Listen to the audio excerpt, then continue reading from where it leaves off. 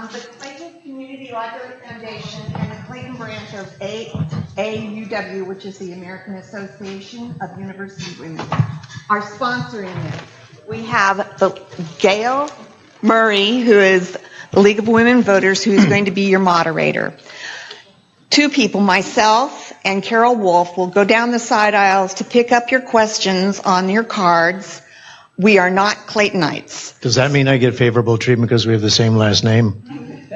No, she spells hers, well, no. But we are not Claytonites. So enjoy, and here is Gail. So thank you. Big crowd. Thanks for all of you for coming. As was mentioned, I'm with the League of Women Voters of Diablo Valley, and we have three ladies here in the front who are going to be timing the candidates. The League is a nonpartisan organization. We don't support candidates or any kind of political party. So we are just here to inform, to help you to be educated, to inform yourselves. There are 4 candidates for 2 seats, so you will be trying to decide tonight which 2 you're going to be supporting through the questions that we have. Just now, each candidate has pulled a number to determine the opening speaking order, starting with Mr. Wan at the end and going this way, and at the end, when they give their final speech, it will go the opposite way, in the reverse order. Now, if you have a question, and as Joan mentioned, they're going to circulate around. There's lots of redundancy in some of these questions, so I'm trying to sort them. Remember that they need to be a question for all 4 candidates. Do not direct it at any one candidate, because it won't be asked then. It has to be fairly distributed through all of them. Each candidate will have a minute to answer the question, and we have a yellow card up here as a warning sign for 15 seconds, and a red card, which means stop. And we have so many questions that we do hope the candidates will very much, follow those rules, or we'll never get through all of these questions here tonight. The candidates may make a rebuttal to somebody, and they're allowed 2 rebuttals during the whole hour that we're here, and those rebuttals can be 1 minute. But anything that they have to say about another candidate must be in the public record, otherwise it won't be allowed. Make sure, if you haven't done so yet, to turn off your cell phones, because this is being recorded in the back room. And so it's going to be streamed live, and it's going to be on the city's website. So we don't want any buzzing phones during this whole hour. And please don't record or videotape yourself. It's all done through the city's operation. Even though I know some of you are here for particular candidates, I have to remind you not to applaud, not to cheer, not to heckle anybody. This is just the time for everybody to hear their answers. So we will now open with 1.5 minute opening statements, starting with Mr. Wan. Thank you. My name is Jeff Wan. I'm an active CPA in private industry. I've been in Clayton for about 9 years. I came here to raise my family because of the safe neighborhoods, great schools. And as long-term members of our city government, I believe that Mr. Shuey and Mr. Wolf have always acted with good intentions. Good intentions, however, don't always lead to good outcomes or good decision-making. And the results of those decisions in the past few years have led to some very poor outcomes. Ignoring parolee housing for over 2 years, well, just about 2 years, when they knew that it would be an issue coming up, was bad decision-making. Agreeing to negotiate to sell our downtown lot where our festivals and events are held to an outside developer to put in a senior care facility, that was bad decision-making. Rezoning our downtown lot, the downtown lots, multiple times, so that now we are looking at 3 separate 3-story high-density rental units. That was bad decision-making. Those choices have been terrible, and if allowed to continue, would permanently change the character of our city. I have a different vision, one that puts safety and integrity first. But to do that, we need to stop the sale of our property to outside developers and stop high-density housing from our downtown. We can do better, and it's time for a change. Thank you. Okay, then the next person is Mr. Shuey. Hi, I'm Shu. I'm your neighbor, your son's coach, your daughter's coach, umpire, referee, and importantly, I have done all of those things in the last 20 years while I've been helping to run this city. 4 years on the Community Services Commission and 16 years on the City Council. 3 times as a mayor, 4 times as vice mayor. For the first time in all of that time, we have had a political race that has gotten a little bit unfriendly and unneighborly. And that is something that we don't need to do in this small town. Remember, we're all neighbors. And even experience and commitment is now becoming something to be denigrated. Since when did putting in 20 years of community service and volunteerism become a bad thing? If anything, for me, it's helped me become more wise, knowledgeable, and experienced to help run the city. So I implore everyone as we go forward from now until November 6th to remember we're neighbors, and that at the end of November 6th there's going to be winners and losers, but the neighbors are still going to be there, and you can't unring the bell. So let's treat each other with respect and dignity. And this is an election year, so you're going to hear a lot of things. You might have already heard them. You'll hear them today. Promises. Well, you can't fact-check future promises. So what do you have to do? You can only look back on what are the candidates' proven track record. There's only 2 candidates here today, myself and CW, who have decades-long proven their volunteerism and commitment to Clayton. We look forward to your vote on November 6th. Mr. Bedell. Thank you, Gail, and thanks everybody for coming. As many of you know, my name is Brian Bedell, and I am running for City Council. I'm not running for umpire. I'm not running for coach. What I'm here to do is to provide a voice that is now lacking from the community to the City Council.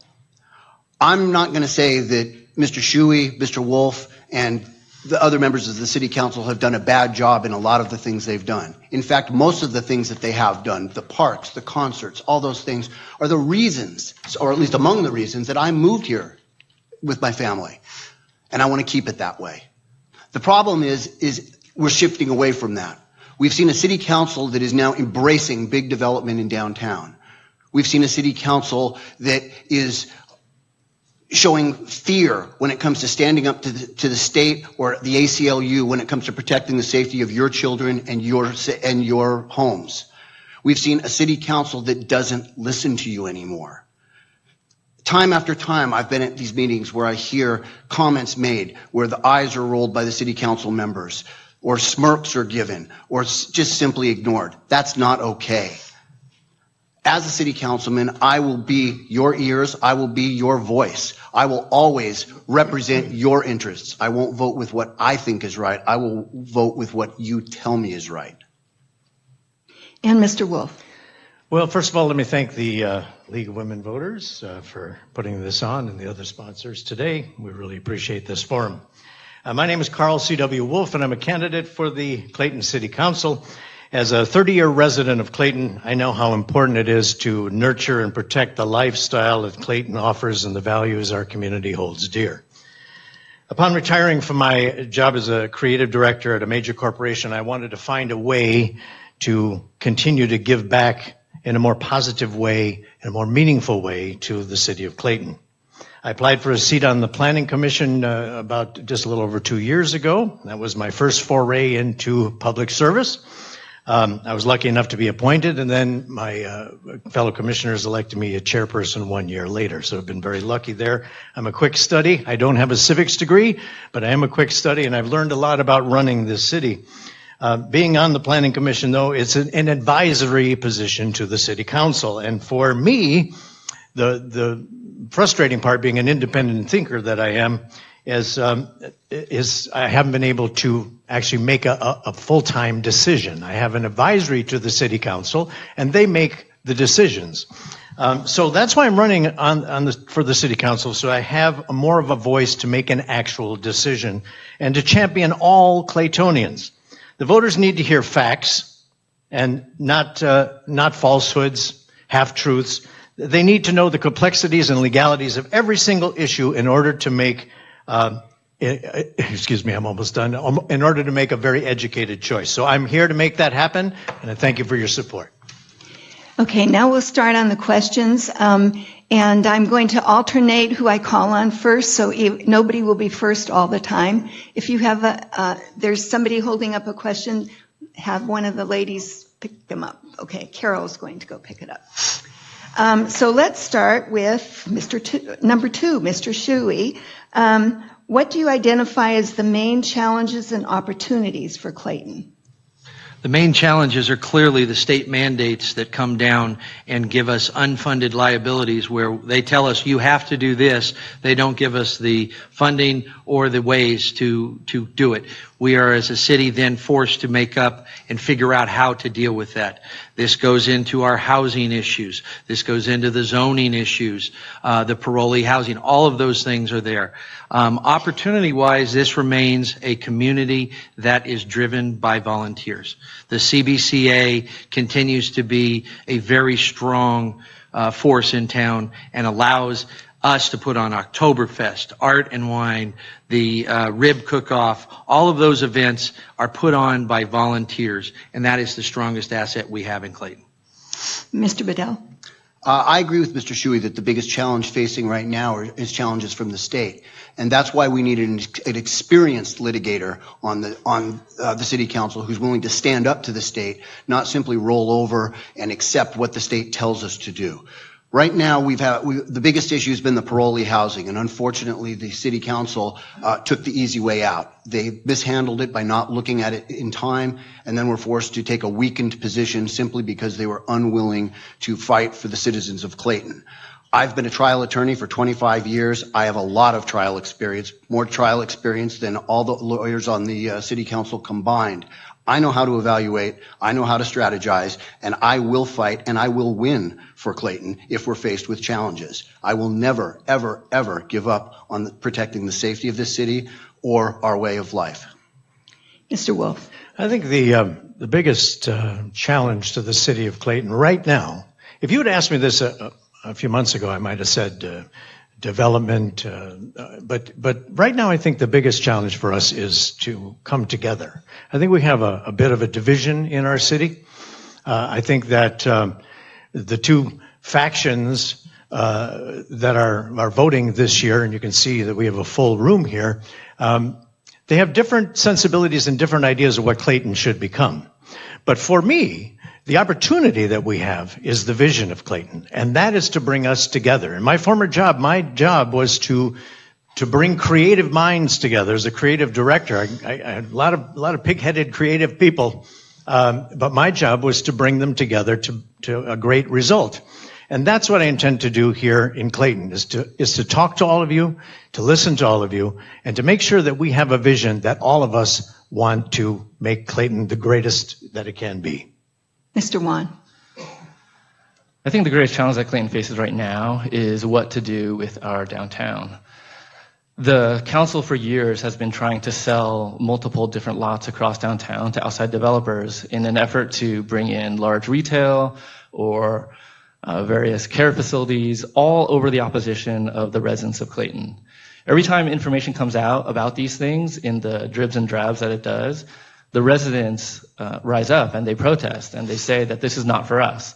And yet the council continues to persist in trying to sell off our city. In addition, what Mr. Shuey mentioned about the state mandates, including housing mandates, those are real issues. And it is a good thing that currently we have a surplus in housing. So it does make no sense that we continue to push higher density housing right in the center of our downtown that's out of character of what the use would be. Mr. Shuey lauds the different festivals and events we have, but through their efforts, they would lose those opportunities by selling off the land that it's being used for. Okay, the next question, I'm going to start again with you, Mr. Wan. Volunteering and community service demonstrates commitment to the local community. Tell us about your volunteering and community involvement in Clayton. Well, currently I'm a father of 3 young children, so my activity is mostly focused on my kids' activities. When they were in sports, I was in sports with them. Now that they're on swim, we have suddenly become a swim family. I spend a lot of time at the pool. And that involves volunteering at the pool, for the team, and doing all of those events. And I think volunteerism is great. I think that it does show that commitment. The skills necessary to put on a great volunteer event are very wide, although they don't necessarily overlap with the skills necessary to be a good council member. Putting on an event that yields a lot of volunteers does great things for the community, and I love the events that happen here. But that doesn't mean that to be a council member, to exercise good judgment, to make good decisions, that you have to be a volunteer. Mr. Shuey, yeah. Okay. I have 5 children. They're now ages 12 to 23, but I have been a coach and a referee, as I've indicated, for 18 plus years. Been on the Clayton Valley Little League board for 16 plus. I've been an auctioneer for the Mount Abel Elementary School auctions back in the day. I was the chair of the Grove Park Subcommittee for the designing of the downtown park that everybody enjoys today. I've been the MC and announcer for the Labor Day Derby for 11 years.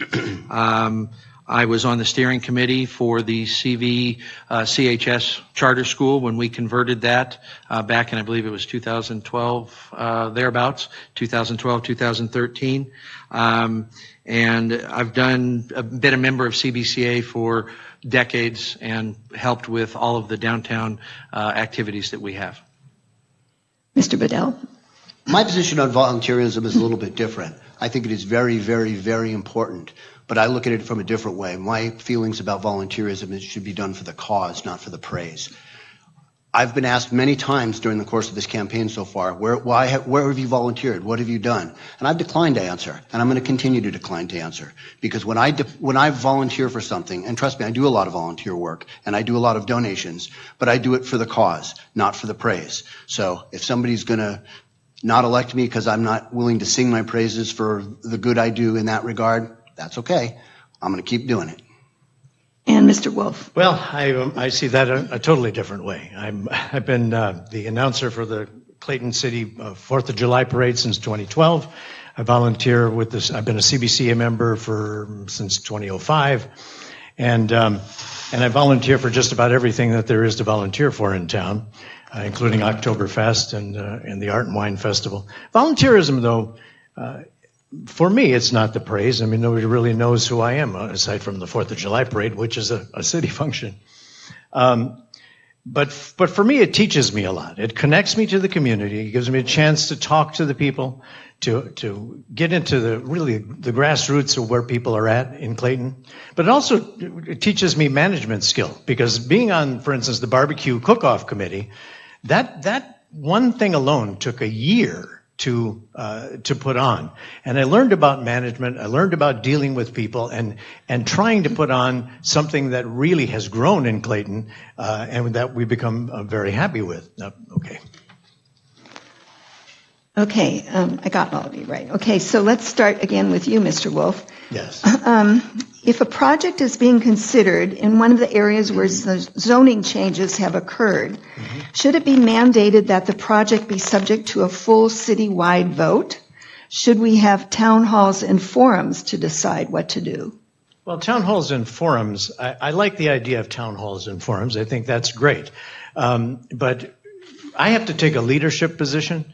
If you're going to elect me to the city council, I'm going to listen to the voices of Clayton, certainly if we're having town hall meetings, absolutely. But do things have to always go to a referendum? No. Do we need to listen to a vocal minority? No. I think that what you put us here for is to lead. And you trust us, or you entrust us with the idea that we're going to make those decisions that are right. And if we're not right, then you're going to remove us from office. So I believe that if there's a major thing in town, let's go back to the years of the gas station issue. If that happens, I agree that should be a referendum. I think that was a big enough issue to go to the voters. But most of the time, you're talking about things that need to be decided in this very room at a moment's notice, and that's what I intend to do. Mr. Wan? I thought you were going in order. I think what the question reveals is that there's there's a sentiment of a lack of communication from the city government and the people that they represent. There's a number of issues that have happened in the past few years where the sentiment among folks have been surprised. They're not familiar with what's going on, and when they hear about it, they're upset because they weren't notified. So regarding forums or referendum votes, those are all avenues that can be explored depending on the nature of the issue. I think that the most important thing is seeking input. And I would disagree with Mr. Wolf that we don't need to listen to a vocal minority. I think we need to listen to everyone, regardless of whether or not they're a minority or not. And that is what we should do. Well, I need a rebuttal on that. Okay, then you get a rebuttal, and this is your first one, and you get a minute to Okay, rebut. great. Well, what I said was we would not listen to a vocal minority, and that's been evident of what's been going on in the city of Clayton here at the city council meetings that I've been able to attend, and I'm on the planning commission. Even on the planning commission, we've had a vocal minority. Sometimes we side with those people, but the majority of the people in Clayton need to be informed. And so when you make a decision at the table, you can't just make it with the 100 or so people that are attending in the room. Okay, Mr. Shuey, same question. A mandatory vote is not something that we should ever consider. It should be on a case-by-case basis. Every time we do a special election in Clayton, if we had to vote on every project that came before us, it could be between $30,000 and $100,000 cost to the city that doesn't need to be spent. We have municipal laws and codes and regulations that are put in place to direct development. We do tell developers to go out and hold forums. And in fact, there were forums held before Mr. Wan and Mr. Bedell became involved with one of the more recent ones. And then they said, what happened? We never had any notice. The fact is, we do tell developers to go out and seek input. We take input at city council and planning commission meetings, and we cannot do a mandatory vote because we elect officials to make those decisions under the rules and regulations. Mr. Bedell. I think what this comes down to is a fundamental disagreement between what the role of a city council member is. Mr. Wolf and Mr. Shuey are both on record as saying that they believe that once they're elected, you are giving them free will for the next 4 years to make the decisions for you. And if they don't do what you want, then vote them out in 4 years. Problem is, a lot can happen in 4 years, as we've seen in the past year and a half. I have a different view. I feel that when I'm elected as a council member, I'm nothing more than a conduit of your feelings. It's not what I feel. It's not how I think I should vote. It's how you tell me to vote. I think open forums and town hall meetings are critically important and something that's been just begged for by the city council and has been totally ignored. If I'm elected, there will be a town hall meeting every month, guaranteed, at which you can present every concern, and you can count on the fact that I will vote your will, not mine. I'm a councilman, not a king. Okay, keeping with you, Mr. Bedell, what suggestions do you have for how the city might address the persistent high vacancy business spaces? Do we need to approach this obvious and persistent problem in another way? Well, that's a very interesting question, because I know that there's been a struggle to fill some of the vacant spaces in there. That said, it again comes down to communication. I know for a fact that there have been proposals made to the city council that have gone completely ignored. Within the past 3 weeks alone, I've received emails from 7 people who've said, I wrote to the city council about this. I never heard back from them. That's not okay. I know for a fact my wife actually submitted a proposal to develop the vacant lot area in such a way that it could be used seasonally, for most of the year for ways in like a sports use, but still be made available to tear down so that our festivals can go forward. No response. Yes, there are ways to do it, and I think what we need to do is reach out, perhaps form a committee of citizens to look at how we can best develop that and expand it so that everybody, including the businesses and the people, can have their interests fulfilled. Mr. Wolf. What is the vision of Clayton? That's the question, really. What is the vision of Clayton? What do you want Clayton to become? People that haven't lived here for a long time, like a couple of my opponents here, don't remember Clayton 30 years ago. 30 years ago, when I moved to Clayton, it was a bedroom community, kind of a dusty little town, not much downtown at all. And we liked it. We wanted to keep it that way. We didn't want to change it. And so then responsible growth started to happen in Clayton. And we like it the way it is now. I mean, if you think about it, we didn't have 30 years ago, we didn't have a new fire station. We didn't have a CVS pharmacy. We didn't have the Clayton Station Shopping Center. We didn't have the bocce ball courts. We didn't even have the Grove Park that we all love. These are the things that are invisible to us, that have become a fabric of our life. And so people that move into Clayton now, they like it the way it is, and they want to keep it that way. But we need responsible growth, and we need a vision, a citizen's vision of how this is going to go. Mr. Wan? You're right. I wasn't here 30 years ago. I was 10 years old. Well, you missed out, But I tell you. I did come here 30 years ago to visit my family that did live here. I learned to shoot behind the property in Westwood when it was just an open field. And, when we're talking about vacancy downtown, like Mr. Bedell, I've also heard from numerous folks who have tried to move into that property and tried to use it for some business. And they get rejected, either by the owner's requirements of the owner, sounds funny, or just because that they can't work with the city. But the city has a lot of levers they could use to encourage businesses.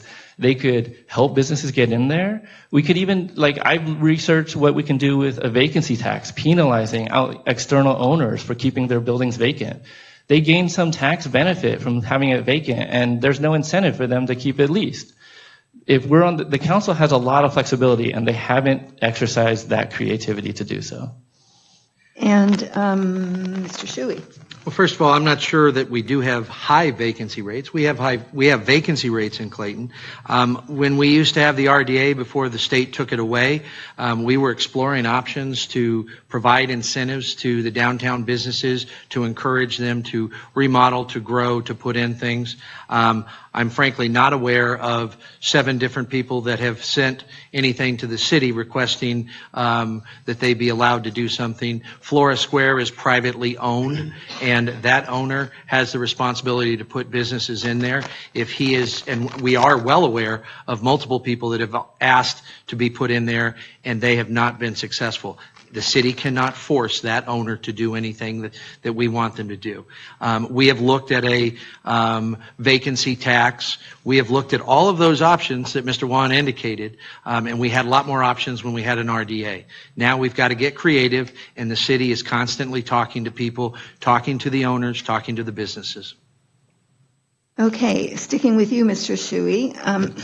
The state legislature has discussed bills that would require cities to increase the density in their communities to allow for more affordable housing. How would you respond to such a bill if it is introduced by the legislature in the future? And should Clayton provide more affordable housing? And if so, where would it be located? Okay, well, we have attempted to put our own affordable housing in through granny units. We have tried to get creative. Clayton is basically 95% built out. We have state mandates that say you have to put in, for those remaining spots, which options are there for high density housing. We have done that and designated it. We have a league of cities. All the cities in the state get together and they write to the legislatures, and we go up and we lobby the legislatures when they try and impose requirements on the cities that we cannot meet. We used to have a housing element that they wanted us to build 500 more homes in Clayton. We can't do that. We probably can't even get 100, but we've gotten creative. We've tried to get granny units in, and we've tried to do what we can with the limited space we have. Mr. Bedell? On this, I'll agree with Mr. Shuey. I think a creative approach is necessary, and given the limited space, it's going to have to be really creative. But at the same time, it has to be responsible. And right now, the city's not showing that responsibility because they are making zoning variances and bending over backwards to accommodate big developments that would not only increase the low-income housing potential, but just the density in general. We don't want 3-story 3-unit, 3-story buildings right downtown simply to meet a state mandate. And if that means pushing back on the state a little bit, then that's what we're going to have to do. It's not a simple matter of putting something where we can't fit it. If we can't fit it, we can't fit it. And we have to be responsible and aggressive enough with the state to take that position. Rebuttal, please.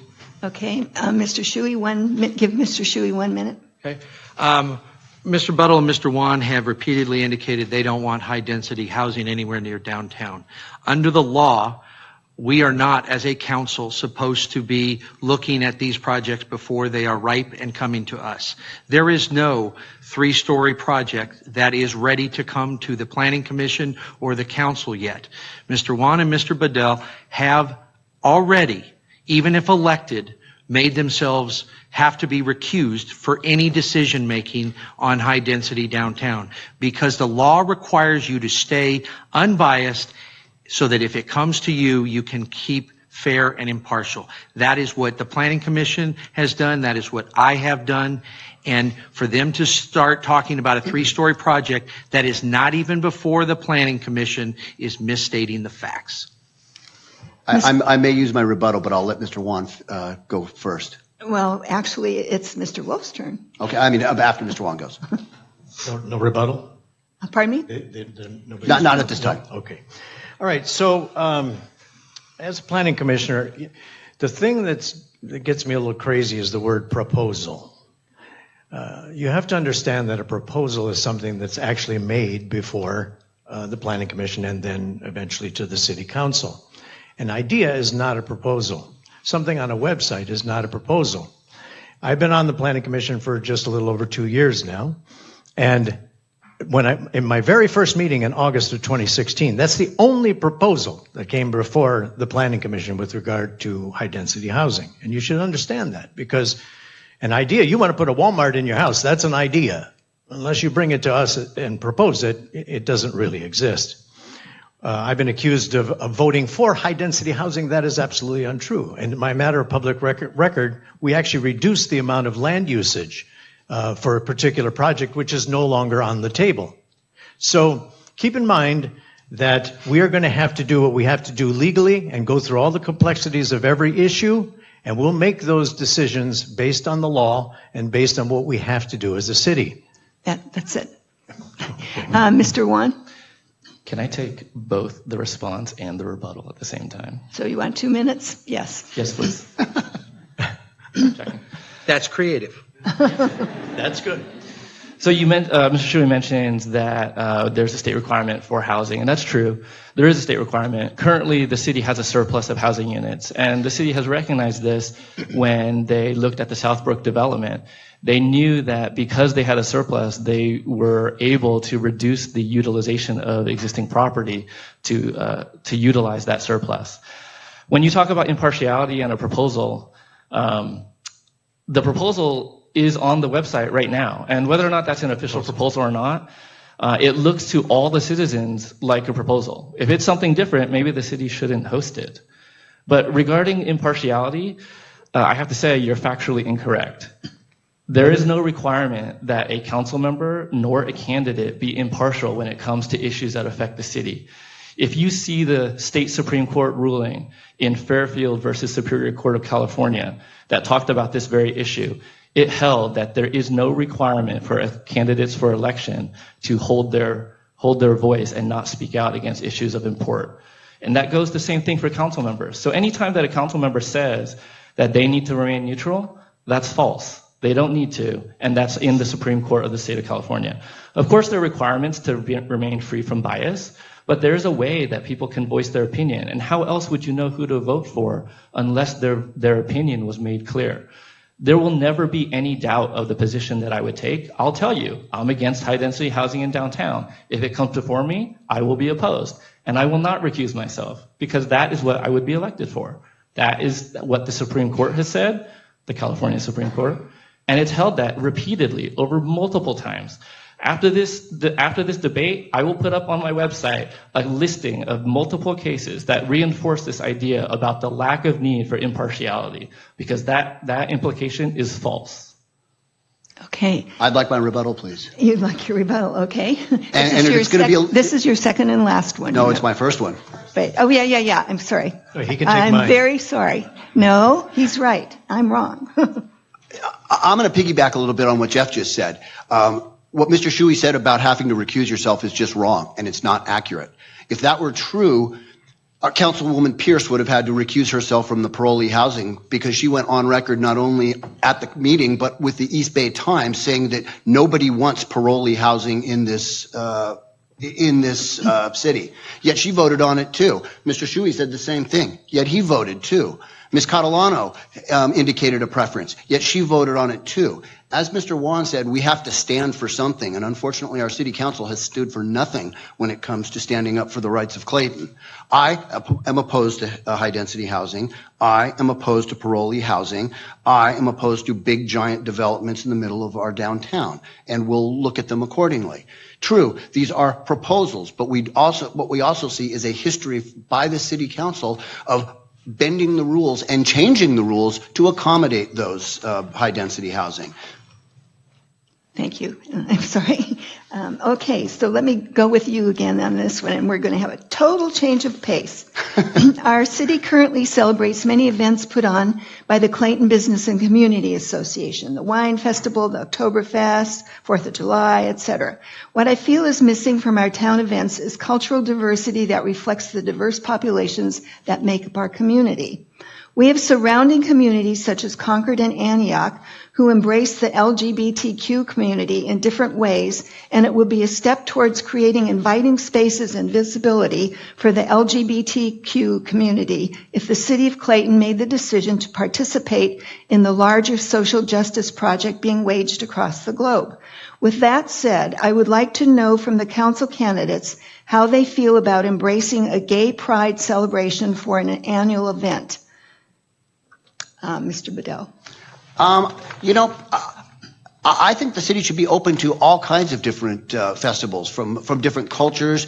I guess Oktoberfest is sort of cultural. I mean, I've got some German in me, but you're not going to see me in lederhosen, that's for sure.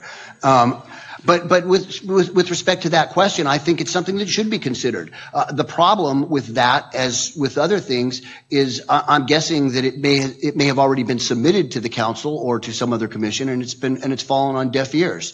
It would be a simple matter of finding a good time to place it. I believe June is the first week of June is Gay Pride Week, and I'm all for another festival. Come on. Okay, Mr. Wolf. The answer is yes. That was quick. Okay. No, you don't have to say If they want to bring this to the CBCA as a member, I'd be happy to serve on the committee and volunteer for that. If we can find the time for it and we can build a festival around it, absolutely, I'm all for it. I don't see that there's almost anything that we couldn't do a festival for if we had the time. But that goes back to if it's going to be a city thing, it's going to have to be paid for. And the great thing about the CBCA and other organizations is that they're a de facto chamber of commerce, which we don't even have here, and they put on those festivals. And I think that it'd be great if they would bring this to the CBCA and propose it. I'm sure we could find the time to do it. Mr. Wan? I would be completely supportive. If there were a desire, I would march with them. I believe in embracing everyone, no matter what their background or beliefs. To me, it's not even a question. I think that if anyone of any background wants to hold an event here, I would welcome it, and I would join them. And Mr. Shuey?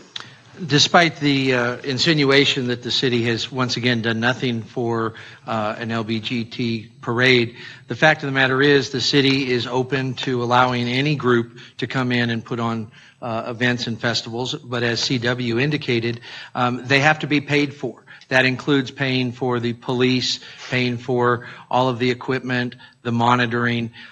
Somebody wanted to come in and do a turkey run recently in the last couple of years, and we worked with them. Ultimately, they just could not come up with the volunteers and the funding for that. CBCA is a wonderful opportunity for anybody that wishes to do that, to bring that to them. The CBCA puts on all those events and puts back 100% of the money into the community. So if people want to do that, bring it to the CBCA. You can bring it to the council, and we're going to tell you, sure, let's bring in the CBCA and let's do that. Nobody's preventing any of that, and I think it's a great idea as well. Okay. Starting with Mr. Wan, how do you propose addressing the unfunded pension liability? Well, that's a big one. Literally, it's millions of dollars. The city took positive steps a few years ago in creating a pension stabilization fund. I believe that they contributed something in the neighborhood of $500,000 to $600,000 at the initial go. And that's a good start, but it's not enough. The unfunded pension liability that the city faces is in the multiple millions, and if not addressed, would be detrimental to the entire population of the city.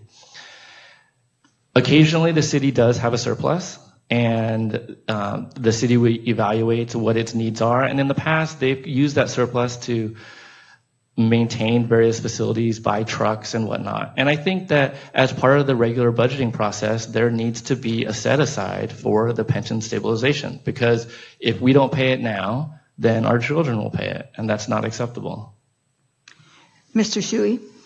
Well, thank you for at least indicating that we've done right by the internal pension fund that we've set aside. The reality is this is a subject that has been on my radar for the entire 16 years I've been on council. We review this on a regular basis. We are 72 to 74% funded.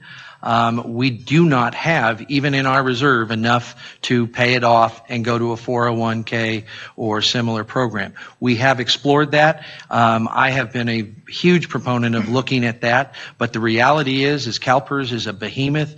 Every time a city goes and says, we'd like to get out, what's our buyout? CalPERS changes the rules. This is something where the PEPRA that Governor Brown put in helps.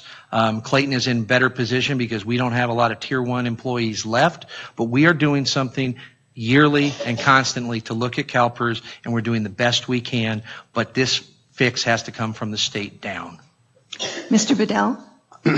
I agree with Mr. Wan that we need to implement this as part of the budget procedure. Passing it off to the state or blaming the state isn't good enough. We hear too much of that from our city council.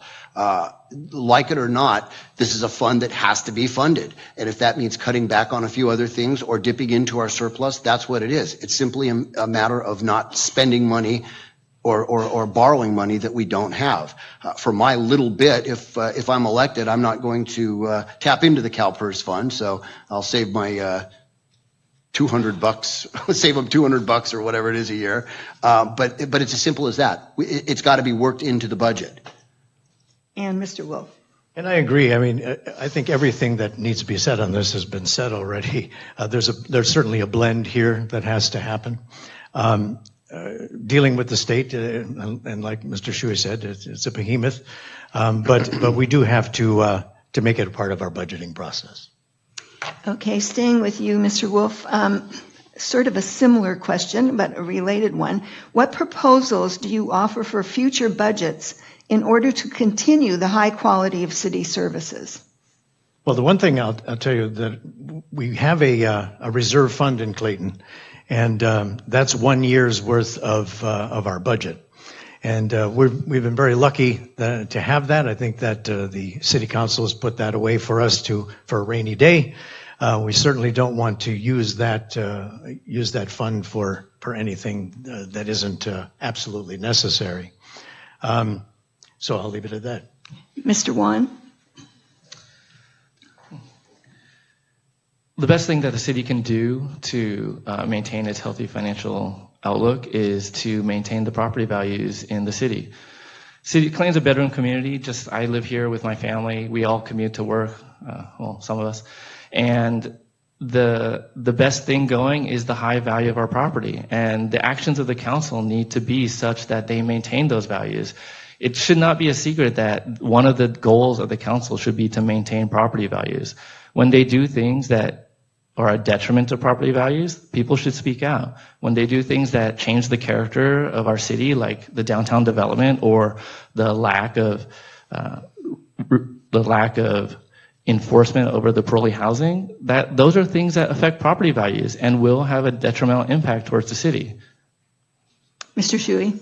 What the city can do to ensure that city services are kept is to keep a balanced budget, and that has been done the entire time that I've been on the council, except for one small year when we had a little blip during the recession era. But the reality is we budget down to the dollar, down to the dime. We have a budget subcommittee that meets with our council or our staff every year and goes through. We try and build in, okay, we're going to have to give raises to our public employees, our police officers and our miscellaneous employees. How can we fit that within the budget? We built the downtown park and the landscaping. We had all the funds to do it. We didn't build it until we had the means to fund it. Careful planning has been done for decades, will continue to be done as long as I'm on the council. And Mr. Bedell. I think careful planning is exactly what needs to be done, but it's not the only thing. I think what also needs to be done is a periodic review of what is being spent, and that's not been what's been done. In looking at some of the contracts for some of the higher management city officials, I see pay raises that are 100% or more. That's not okay. I mean, just because we have a surplus doesn't mean we go out and blow it by giving everybody raises and bonuses and perks. We need to keep a diligent eye not only on the budgeting process, but how we're spending that money. And if I'm elected, that's one of the first things I want to do. I want to go in, I want to look at from the top down, where is this money going? And is there anything that could be improved, or maybe hold off on raises or something? Certainly not to our police force. I think if anything, they deserve it more than anybody. But when we're talking about city staff, especially those that are not delivering the performance we expect, they got to be looked at. Rebuttal, please. Okay, Mr. Shuey, this is your second and last one. Okay. I don't believe that there's any employee that has been given a 100% pay raise as alleged. We are a small city. We are the smallest city in Contra Costa. We have the lowest retail tax base, and we pay the lowest for our officers, our city managers, and our employees, with some exceptions in the grading scale of the 19 cities within Contra Costa. The reality is we pay our employees at a rate that we can afford to, that will prevent them from leaving.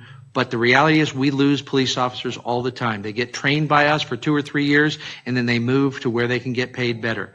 But for anybody to say that we are not looking at our funding and our raises, we do all the time, and we keep it down to the dime. Okay, we're going to tackle parolee housing. Some of you have mentioned your position. So on the record, what is your position on locating housing in Clayton for people who've been paroled? What would you do differently to comply with the state-mandated parolee housing law? Starting with Mr. Wan. Well, I'm not sure that there actually is a state-mandated housing law. I would question the premise. But what I would do is I certainly wouldn't do what the council did. I wouldn't ignore the issue for 2 years while doing nothing, waiting for the state to tell me what to do. I think that the council should have engaged a lot more, done a lot more diligence in engaging outside counsel. The advice that they got was bad. They got bad advice from the city attorney and had to go back and change the ordinance because people complained. And they did more than just complain. They came here to this room and they protested. And what that reflected was a lack of diligence on the part of the council in getting good advice. Now, I think that the council could be a lot more creative in how they address it. But what they did was wait until the last minute and pass something that they later had to change. And we know that it wasn't done well because of all the areas that they forgot. They made some distinction between public and private parks. They forgot about existing public parks. And that's reflected by the fact that they had to go back and change their mind. That is not doing proper diligence. Mr. Shuey. Okay. The fact of the matter is this is a mandate that came down from the state. For 2 years, we banned parolee housing. We wish we could have done it again, but we could not. So we had to come up with the best alternative. We were seeking guidance from the county as to how the county was going to deal with the state mandate to push down parolees to the county and thus the city level. It's a lose-lose to put a ban in place, because even if we went to court, as two of the candidates would like us to do, and if we had won, the state would have changed the rules, because if every city says not in my backyard, then where do the parolees go? It's a state mandate to get the parolees out of the prison system, and we have to deal with it. What we did as the city was put in the most restrictive but still compliant regulations that will ensure that instead of having nothing and having your next door neighbor be a parolee you don't know about, we will permit it, we will know where they are, and the reality is with our high rates of housing, it's probably not going to come in here. But we did the best we could, and nobody wanted it. Mr. Bedell? They didn't do the best they could. They flat out turned their back on 2 neighborhoods in this city, exposing their children and the citizens' safety to this problem. It's a simple fix, and I could fix it in 15 minutes if I'm elected with a proposal. You add the private parks as a sensitive use area. That would take care of things. Now, the argument against it is, oh, well, that might create a de facto ban. That's a defensible ban. It's not like we're doing this to prevent it. It's putting protections in place simply to protect the kids of those neighborhoods the same as the kids in my neighborhood. The city council should not be turning its back on certain parts of the, actually I'd like my additional minute on top of this. You're okay. Okay. Give him 1 more minute, please. They shouldn't be turning their backs on specific areas. It's an easy fix. As Mr. Wan said, this should have been addressed early and often. I understand waiting for a little guidance from the county, but if that guidance didn't come within a year, it's time to step up and start doing your own job. As for this threat that, oh no, the city might sue us, nobody knows whether the city's going to sue us. Nobody knows that if it happens that the city's going to pass its own ordinance. That's speculation by Mr. Shuey. That's the sign of somebody who doesn't know how to try cases. That's all I do. Mr. Shuey tries cases, I've heard a couple times, and I've fixed a few pipes, but that doesn't make me a plumber. I'm a trial attorney, pure and simple. And I've looked at this not only from a concerned citizen standpoint, but from an experienced litigation standpoint. And if those parks were added, this is a defensible proposition, and all of Clayton would be protected. Mr. Wolf? On the Planning Commission, when this came before us, there was quite an uproar in the room. We took a look at it. We looked at all the legalities of it. We looked at the information that we had, and we felt at that time that we didn't have enough information to make a decision to say yes or no. And so we sent it back to the City Council with a no recommendation. That's a matter of public record. Even Commissioner Altwell recommended that we increase the buffer zone circle. And that was sent back then to the City Council. And that's as much as we were able to do from the Planning Commission. Again, we're an advisory to the City Council. But we did advise that they vote no. They then took it upon themselves, got more information, got a bigger circle, and eventually came up with what I think is a defensible ordinance. I think that if we were to go with a de facto ban, we would definitely be losing our case. This is the last question, and I'm going to start with Mr. Shuey. How would you bring people together after this very vitriolic campaign? More concerts in the park. I think that the reality is, as I said in the beginning, if we all recognize that we're neighbors and we treat with each other with respect, we can have different opinions, but you have to respect those opinions. At the end of this November 6th election, I would hope that those of you on one side and those of you on the other can go shake your neighbor's hand and say, okay, it's past us, let's move on.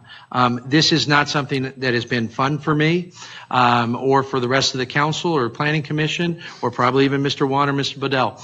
But the reality is we can do better, we should do better, and certainly when it's done, we need to make sure that this doesn't happen again and continue to be neighbors. Mr. Bedell. What I would like to do is open communication. As I've said before, I want to reach out and I want to hear from everybody, not just those people who voted for B or voted for Mr. Shuey or Mr. Wall. I want to hear from everybody. And what you'll learn very quickly is I will take what you have to say into account and will act upon it. That's what is necessary.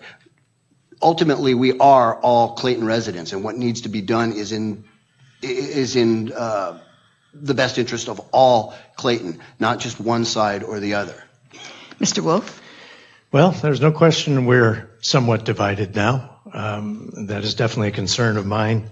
I think, though, that we're reasonable people. In the end up, we're the kind of people that will shake hands at the end of this, provided that both sides do. I think there isn't going to be, there can't be one of those, hey, we won and we don't care about you kind of thing. And so if we're able to speak to each other, get some meetings together, and get a vision of Clayton for what it's going to become. Because as I said before, 30 years ago it was not like that. 10 years ago it was not like it is now.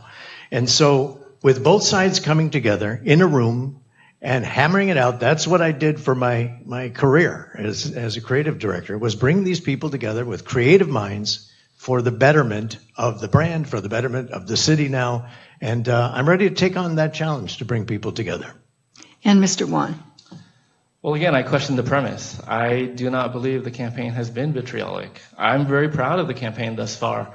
I've stuck to as many substantive issues as possible. I have nothing but respect for all the candidates. But when there's something that we disagree with, it should be fine to speak out and say, look, this is why I disagree. Here's what I think is better. And let the voters decide. Now, I write extensively about what I think and why, and if people agree with me, I'd appreciate your vote. If you don't, I'm okay with that too, and you should vote for the other guys.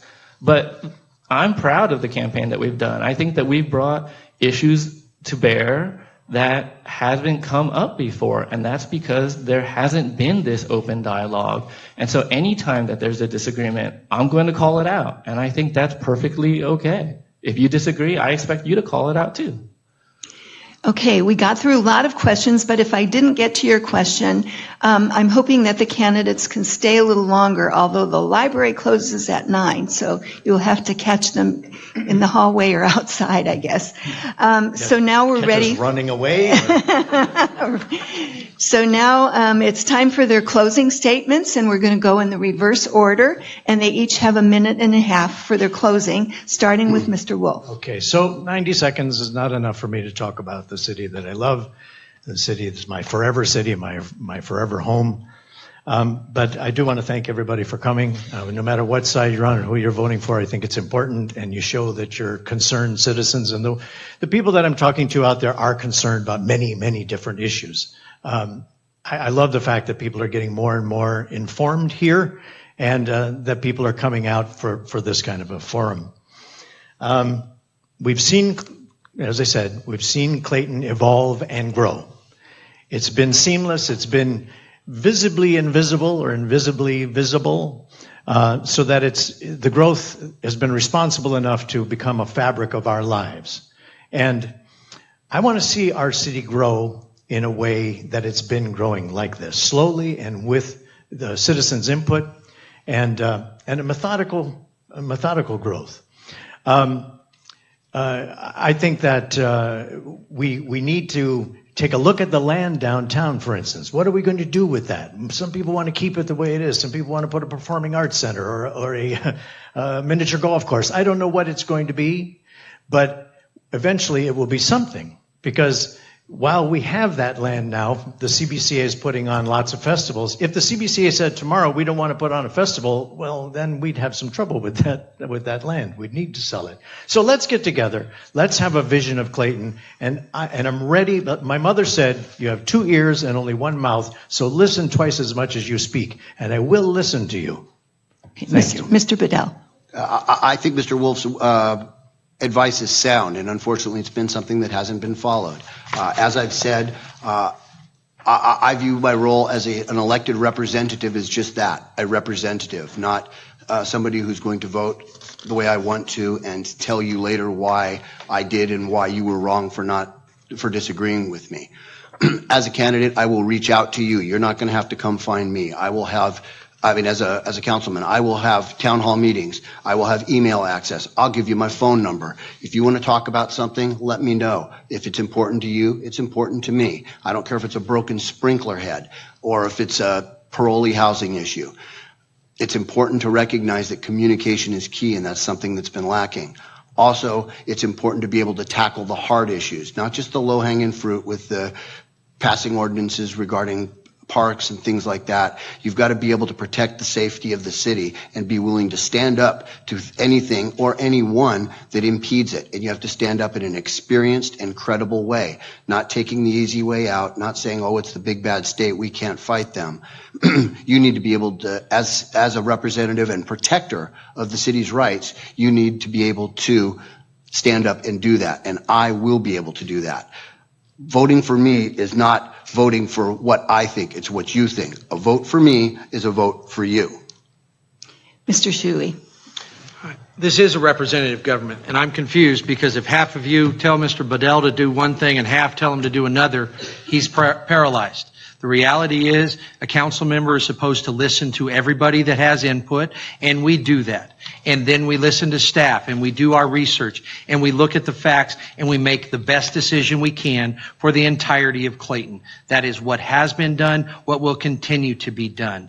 It is ludicrous to suggest that we are not afraid to fight, because the record is clear that we have fought fights when we needed to fight fights, okay? But we cannot be reckless in spending your money on needless fights we cannot win. I have fought over the years, gotten the city some great results in litigation, prevented litigation in other avenues. The fact of the matter is, you as a city you deserve, you should expect, and you should demand people that have a proven commitment, experience, and knowledge. And there's only two candidates that have proven the commitment to Clayton over the years, that have the experience in how to deal with the myriad of complexities between the state, the county, and the local levels, and that have the knowledge of doing that. This is a simple decision. Myself and CW, we hope for your vote on November 6th, and thank you very much for the very civil discourse tonight, which is the step in the reapproachment that we talked about. And Mr. Wan. We elect members of the council to represent us. We extend them a certain amount of trust to use judgment, that they will act in the best interest of all of the residents of Clayton. At a minimum, we expect them to show up. But this hasn't been the case with Councilmember Shuey. He talks about commitment, but in his latest term, he's been absent from the council meetings over 30% of the time. You can't represent the people if you don't even show up. But even when he is present, it doesn't make a difference, because at this council, there is no diversity of thought. Beyond simple matters like approving the minutes of the last meeting, there's much more impactful things like parolee housing, rezoning downtown, votes to sell off the land or to put in memory care facilities, and votes to restrict people's speech. And here's where the lack of diversity becomes apparent. Except one vote from Councilman Diaz, the council has voted unanimously, not just sometimes, all the time. For over 400 votes over the last 4 years, 100% of the time, they have been unanimous. That is not diversity. Given the contentious nature of some of the issues and the disagreement among the residents of Clayton, you'd expect that disagreement would present itself inside the council, but it doesn't. They vote together all the time. In a town with as diverse views as we have, they are not being represented here because there's no diversity of thought at the council. We can do a lot better. The council should not hide their motivations behind some non-existent requirement to be neutral. We can do better, and it's time for a change. Thank you all for your very respectful attention to these four candidates. You get to choose two of them. And I want to thank the Clayton Library Foundation and the AAUW of Clayton for co-sponsoring this with the League of Women Voters. If you have neighbors who are really interested in this topic but couldn't come tonight, remind them that it will be on the city's website. And if you have people that you know who haven't yet registered to vote. I left voter registration forms out here in the back. Every vote counts, so be sure and pick some up if you have a grandmother or somebody who needs one who can't get out. So with that, I think that we should give these 4 candidates a big round of applause.